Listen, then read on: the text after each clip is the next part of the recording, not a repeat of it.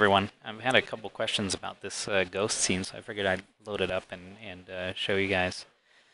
So one of the things that's really interesting when you have good hardware and it is really worth it because it's not just reducing your render time, it actually changes the way you work. So in this one I have two K6000s, which is a huge investment, but it's really about the same rendering performance as if you had two GTX 970s or something like that. So there's no reason to go for Quadros. There's no performance gain over GeForce cards, but in the render time, it is stability, and it's also that you can mix Quadros and Teslas, but you can't mix Quadros Teslas with GeForces. So I have two K6000s here, and I do have a change from the default settings. In draw settings in blending, there's a preview mode is set to photoreal by default. So what happens is it'll show you OpenGL when you orbit, and it'll switch to photoreal when you stop moving, when you're in the iRay just draw mode. If you use interactive, it'll actually use a different renderer instead of OpenGL. But there is this response threshold. So let me set this down to very low. This is basically your patience. So if it's able to refresh within that, it'll show you the interactive. If it's not able to, it will show you the OpenGL. So since I have it really slow, as in I'm very impatient, if I start to orbit, it just goes to that OpenGL, and when I stop moving, it'll go to the photoreal and render that. And this really is my low threshold. So it's very, very fast, it's very interactive, and stop moving, and it renders. Right, so really nice and quick. If I do the interactive mode, but I set it higher, let's set it to 1,000 milliseconds. What it will do is actually try to render in interactive mode, which is this. So it looks pretty darn good. It really looks almost like a render in interactive mode. And as soon as I stop moving, or if I slow down enough, it'll catch and then switch to render. And you'll see the photoreal render kick in, and that's where the glass starts rendering and the refractions and all the fancy stuff kicks in. But interactive with a higher threshold really becomes an amazing tool. You know, whether you're moving stuff around to just get that cool look, that cool angle that you want. So you turn it until that reflection's right where you want it, and then let go, and now I've got that cool image. The environment map I'm using here, I had a couple questions about that. Actually comes from HDR Labs. So it's hdrlabs.com, SIBL archive. And these are all free. The one I'm using is this one, Old Industrial Hall, which I like a lot. The other one I really love is this one, the Walk of Fame. It's kind of nice. It's outdoor. It's very bright. But it has some yellow, it has some blue, it has some orange, so it's a pretty cool one for environments. Some of the other ones are a little, the lighting comes out a little weird. Some of these that look really bright end up a little dark. I'm not too sure where that's coming from, but you can try them out and play with them. In order to place things, also, you might have noticed it's a little odd to do, so there's a few tricks. If you go into environment, first thing to do is get off of the dome and scene. Dome and scene will add an extra light in your scene, which is, in this case, actually looks great because it's basically adding a flash on the camera, and that's what's creating this light here, this orange light. So that's what it's reproducing. As soon as you add a light in the scene, that headlamp will go away. Also, if you're looking through a camera, you do have the ability of turning off that headlamp. So you can see the headlamp here doing this orange glare, which actually looks pretty cool, but not very, it's kind of weird that it's only here. So if you go into the camera settings, you do have a headlamp that's set to auto by default. You can go and turn that off, and then you'll see that glare go away. So you can do that, or you can add a light in the scene. Or if you go into your environment, you can just switch it off of dome and scene, just do dome only, and then that'll take the headlamp out and any other light in the scene out as well. So you'll want to switch it back to dome and scene if you're adding lights. The environment map is here. I've got it set to 2. It really depends on where it comes from. You know, there's different standards out there or different values. So I like to have it at 2 and environment to 1. And then it's really the tone mapping you'll play with. So I have it set to 13, the exposure value. Exposure value will set all of these for you. So if you change that, it will automatically do that. So this is your go-to. Just go there.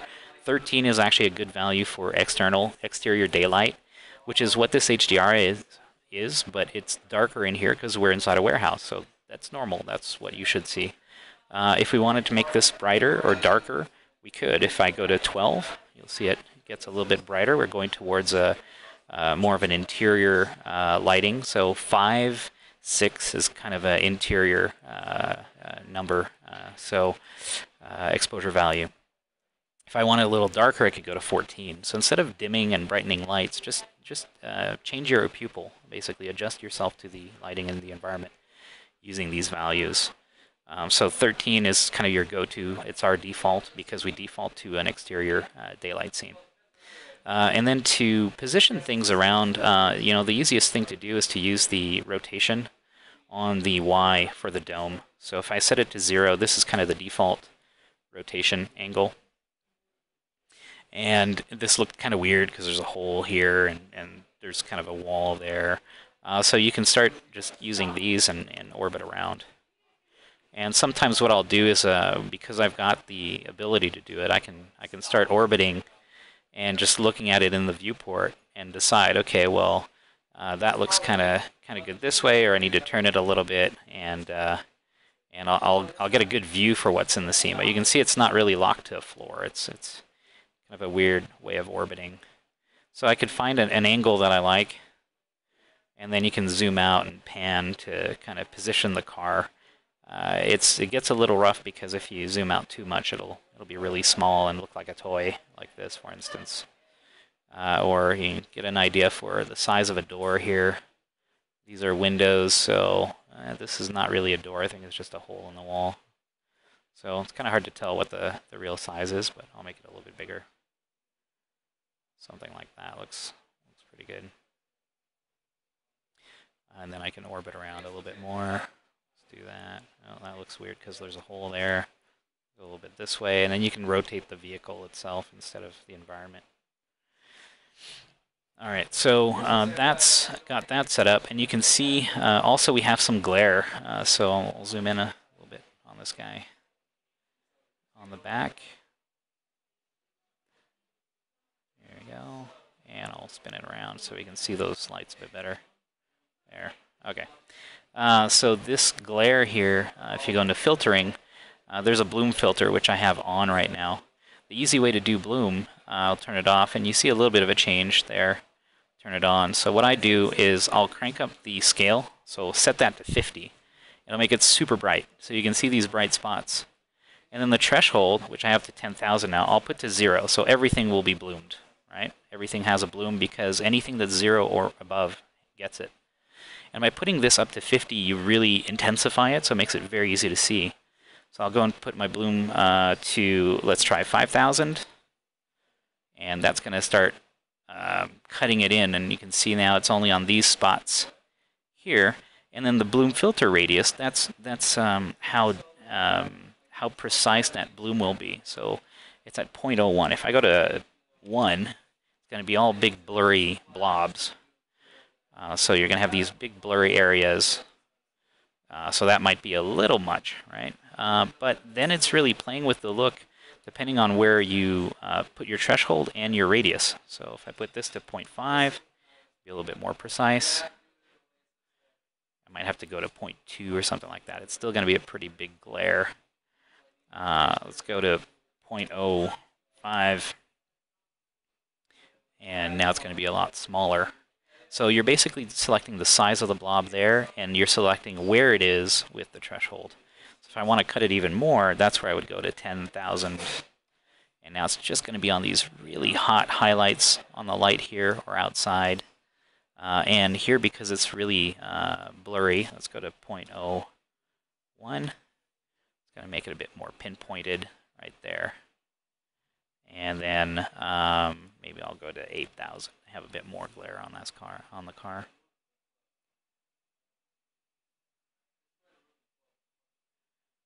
And let's change our brightness scale back to 1. Or you could use 2 or 3 or whatever looks good to you. And now I've got this little glare right there.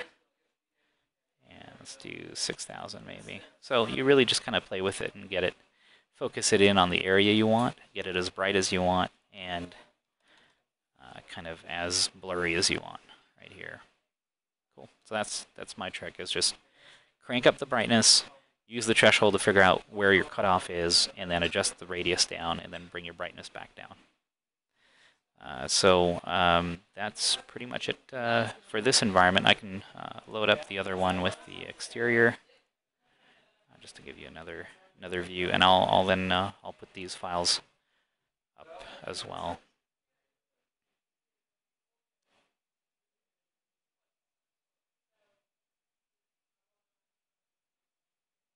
And there we go. So this is the one we're using for the documentation. It'll show the bloom in daylight as well. And you can also see the carbon composite. This is the carbon composite MDL material that I'm using. And I've also got the depth of field here. So if you wanted to do changes to the car paint, for instance, let's go to surface, body, and change this color. So let's make our base color bluish. Let's do something like that. There you go. Got that weird chameleon kind of paint. Maybe do a little bit of a green. And this is really where having these GPUs is amazing. I mean, the ability to develop and design much faster, because you have this instantaneous render. You know, it's a bit of an investment, but it really does make it much quicker. If I go back to a perspective view here, or camera 1, here's the front view, and you can see that glare that I've got set up here. And it's a little high for this this angle, but again, I can orbit around and figure out an angle that looks good, where those glares are nice and interesting. Then I can rotate the environment to fit what I want, and that's it.